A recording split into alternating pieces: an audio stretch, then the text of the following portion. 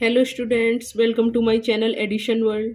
तो आज हम स्टार्ट करेंगे प्रश्नावली 1A के क्वेश्चन नंबर 5 से आगे के क्वेश्चंस को। तो पढ़ लेते हैं हम क्वेश्चन नंबर 5 को। यदि HCF 225,60 बराबर 225 गुणा 5 माइनस 10x तो x का मान ज्ञात कीजिए। अब इस क्वेश्चन में हमें क्या दिया गया है, हमें HCF दिया गया है, वो भी x के टर्म में दिया गया है और x का मान पूछा गया है हमसे। दो संख्याएं दी गई हैं। पिछले वाले क्वेश्चन में क्या पूछा गया था हमसे, LCM पूछा गया था और HCF सीधे सीधे हमें नंबर में दिया गया था। लेकिन इसमें हमें सीधे सीधे नंबर्स में नहीं दिया गया है, x के रूप में दिया गया है और x का मान हमसे पूछा गया है। तो लिख लेते हैं एक बार इसको, करते हैं सॉल्व। हमें दिया है HCF 225,60 बराबर 225 गुणा 5 माइनस 10x। तो हमसे पूछा गया है कि x का मान क्या होगा।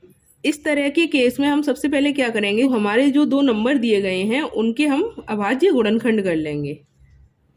तो लिख लेते हैं इनको 225 और इधर लिख लेते हैं 60 को। इनके करते हैं अभाज्य गुणनखंड, क्योंकि हमें HCF इनका निकालना पड़ेगा। तो ये इसको हम किससे काट सकते हैं, 3 से कट जाएगा। 3 सत्ते 21, 3 5 15। अब फिर से 3 से कट जाएगा, 3 दूनी 6, 3 5 15। अब 3 से नहीं कटेगा, अब ये कटेगा 5 से। 5 5 25, 5 एकम 5। अब ऐसे ही 60 के गुणनखंड करेंगे तो ये 2 से कटेगा, 2 तिया 6, 0, 2 एकम 2, 2 पंजे 10। फिर 3 से कटेगा, 3 5 15, फिर 5 से 5 एकम 5। ये हो गए इसके गुणनखंड। अब गुणनखंड हो गए तो इनको गुणनखंड के गुणनफल के रूप में लिख लेंगे। जैसे 225 को हम लिख सकते हैं 3 गुणा 3 गुणा 5 गुणा 5। ऐसे ही 60 को क्या लिखा जा सकता है, 60 2 गुणा 2 गुणा 3 गुणा 5। अब हमें इनका HCF चाहिए। HCF निकालने के लिए क्या करते हैं, हम कॉमन गुणनखंड देखते हैं। कॉमन क्या है इसमें, 2 तो कॉमन है नहीं, 3 कॉमन है। देखो 3 कॉमन है तो 3 को हमने कॉमन देख लिया। दूसरा 3 है तो दूसरा 3 है नहीं इसमें, और एक 5 भी कॉमन है तो 5 को भी कॉमन देख लिया। तो HCF हमारा क्या आ गया, 3 गुणा 5 बराबर 15 आ गया हमारा HCF। अब क्या करेंगे, जो हमारा HCF इस रूप में दिया है x के रूप में, इसके बराबर हम 15 को लिख देंगे। तो हम क्या लिखेंगे, 225 गुणा 5 माइनस 10x बराबर 15। यहाँ लिख देंगे प्रश्नानुसार।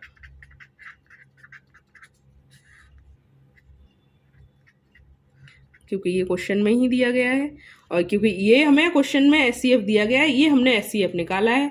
इन दोनों को हम बराबर लिख सकते हैं। तो क्या करेंगे, ये हमारा 10x है, इसको दूसरी तरफ ले जाएंगे तो प्लस में हो जाएगा। ये हमारा हो गया 225 गुणा 5 और 15 को इधर लाएंगे तो ये माइनस में हो जाएगा, माइनस 15 बराबर 10x। इसको इधर ले गए, ये प्लस में हो गया, ये माइनस में हो गया। अब इसका गुणा कर देंगे तो ये हमारा क्या आ जाएगा, 5 5 25, 5 दूनी 10 और 2 12, 5 दूनी 10 और 1 11।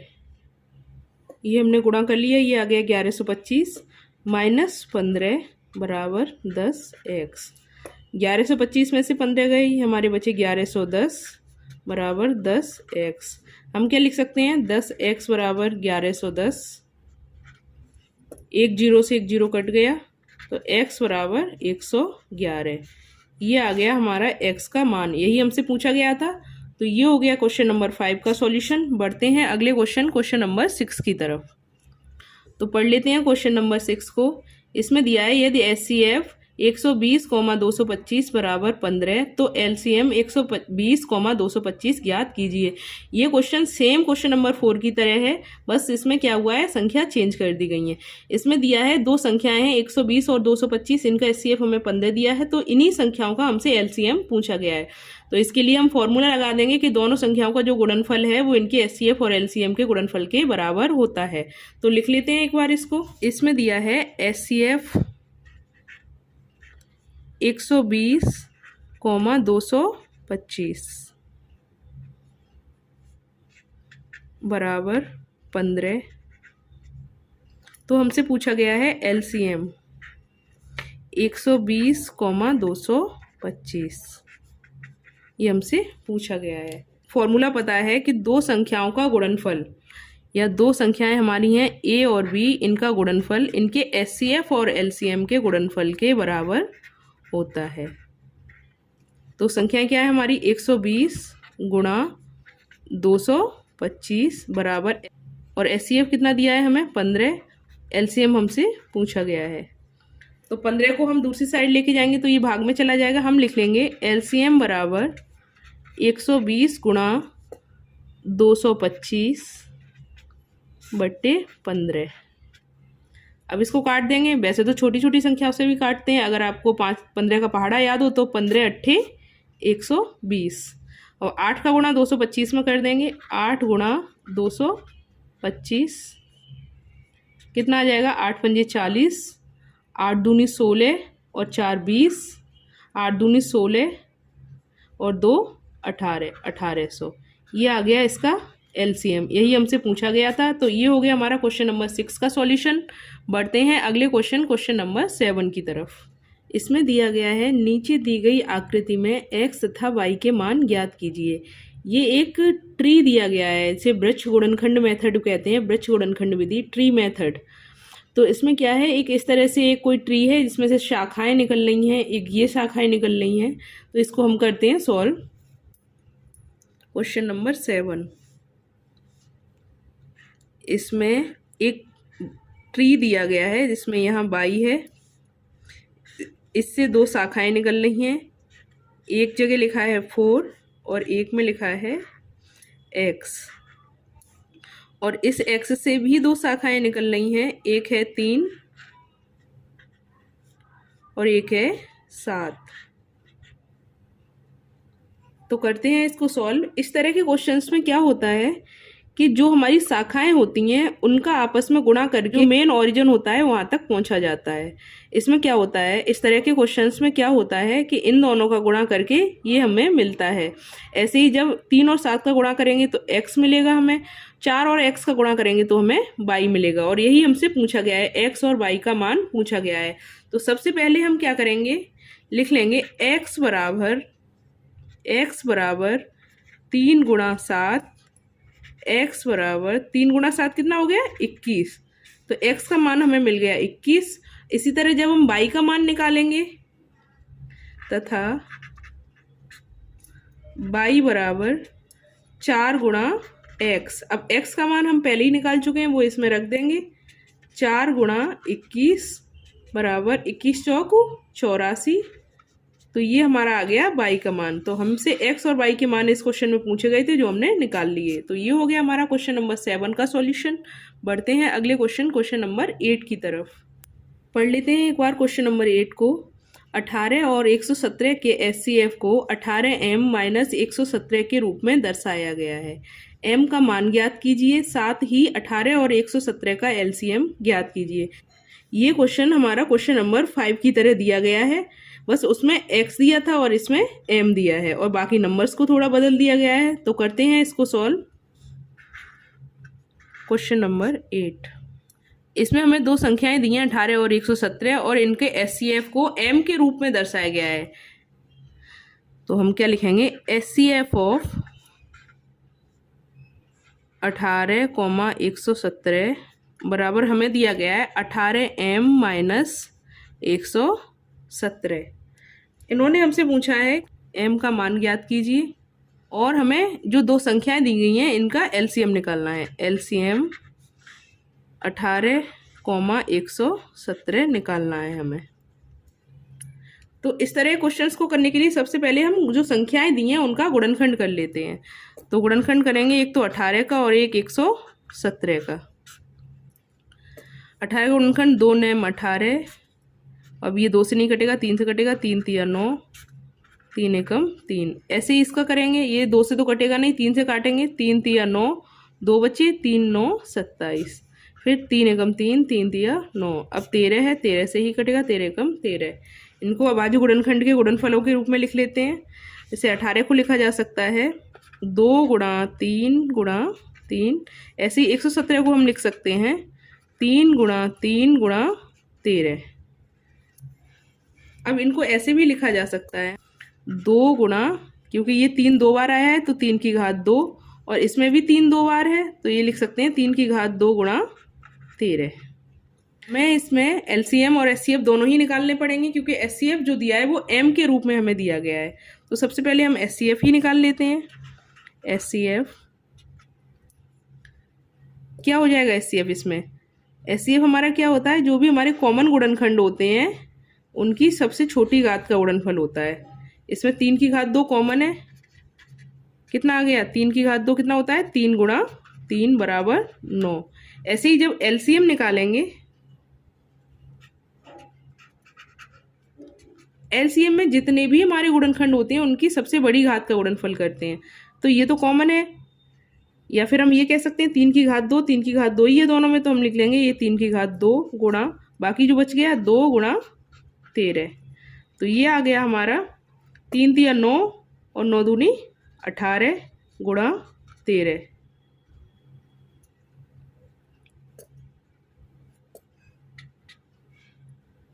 अब हम इसका गुणा कर देते हैं। 18 तिया 54 और 18 कम 18 और 5 23। तो एलसीएम हमारा आ गया 234। अब हमें इसमें एक और काम करना था, जो हमें क्वेश्चन में दिया गया है। प्रश्नानुसार हमें एचसीएफ कुछ और ही दिया गया है। हमने तो एचसीएफ निकाल लिया 9, लेकिन प्रश्न में कुछ और ही एचसीएफ दिया गया है जो एम के रूप में लिखा हुआ है। प्रश्नानुसार क्या दिया गया है हमें? 18m माइनस 117 ये दिया गया है, और हमने निकाला है वो 9 है। तो इन दोनों को हमने बराबर कर दिया। अब क्या करेंगे? अब हम 117 को दूसरी तरफ लेके जाएंगे। 18m बराबर 117 को उधर लेके गए तो ये हमारा हाथ से लगा 1 और 1 2 125। अब तो m बराबर 125 और 8 का गुणा हो रहा है, इसमें 8 से भाग लग जाएगा, सॉरी 18 से भाग लग जाएगा, तो 18 से इसको काट देंगे। सॉरी, ये 117 और 9, ये 9 और 7 6 होंगे, 16 होंगे, 126 हो जाएगा, और यहाँ भी 126। अब क्या काट देंगे? अब काट देंगे 18 सत्ते 126। तो m का मान आ गया हमारा 7। हमसे 2 ही चीज़ें पूछी गई थी, एक एलसीएम पूछा गया था और एक m का मान पूछा गया था। ये गलती से हमने 5 लिख दिया था, इसलिए 125, इसलिए कट नहीं रहा था वो। अब 18 सत्ते 126 होते हैं, ये कट गया डायरेक्ट। m भी मिल गया हमें और एलसीएम भी मिल गया। तो ये हो गया हमारे क्वेश्चन नंबर 8 का सॉल्यूशन। बढ़ते हैं अगले क्वेश्चन नंबर 9 की तरफ। पढ़ लेते हैं एक बार क्वेश्चन नंबर 9 को। जांच कीजिए कि क्या किसी प्राकृत संख्या n के लिए संख्या 6 की पावर n अंक 0 पर समाप्त हो सकती है। अब इस तरह के क्वेश्चंस में हम क्या करते हैं, कोई भी संख्या को 0 पे समाप्त होने के लिए, 0 कब आता है? जब 2 और 5 का मल्टीप्लाई होता है, यानी कि उस संख्या में हमें अभाज्य गुणनखंड जो मिलेंगे उसमें 2 और 5 का होना अनिवार्य है। तो करते हैं इसको सॉल्व। क्वेश्चन नंबर 9, किसी प्राकृत संख्या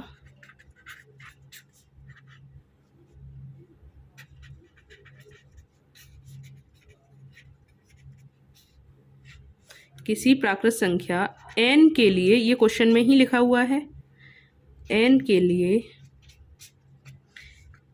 संख्या 6 की पावर n अंक 0 पर तभी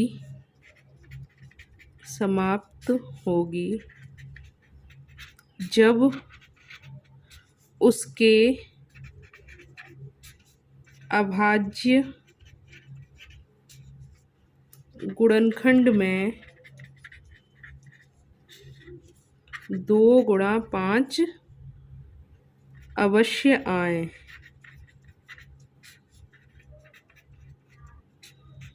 लेकिन हमें क्या दिया गया है, चूंकि 6 की पावर n को जब हम गुणनखंड करेंगे तो क्या आ जाएंगे? 2 गुणा 3, यही आएंगे, 2 3 6 और इसकी पावर n, ये लगा दी।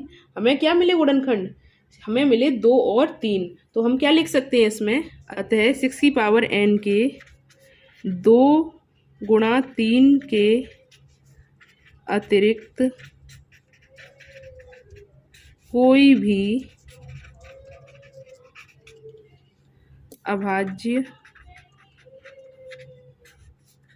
गुणनखंड नहीं है, अतः, या लिख सकते हैं इसलिए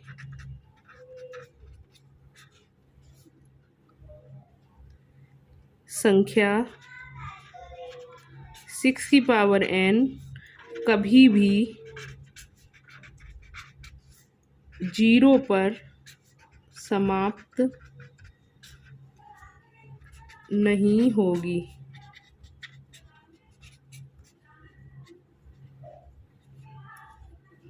ये थ्योरी हमें लिखनी ही पड़ेगी इसमें। क्यों? क्योंकि क्वेश्चन ही इस तरह का है।